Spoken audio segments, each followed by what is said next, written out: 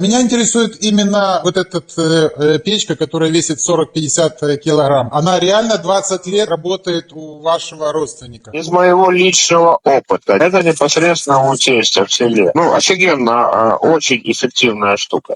Лет 20, наверное, уже у него работает. Серьезно, 20 лет такое вот? Снаружи выполнена эмалированная, хорошая, шикарная поверхность по народу.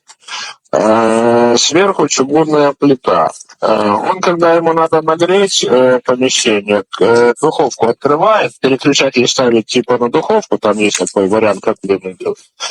Вот. И у него тепло и от верхней поверхности, и из духовки. И очень эффективное тепло, и все. Теща все время готовит кушать на этой поверхности. То есть газом они зимой практически не пользуются. Ну, два человека спокойно понимают. Дымоход может быть сбоку, сзади, сверху.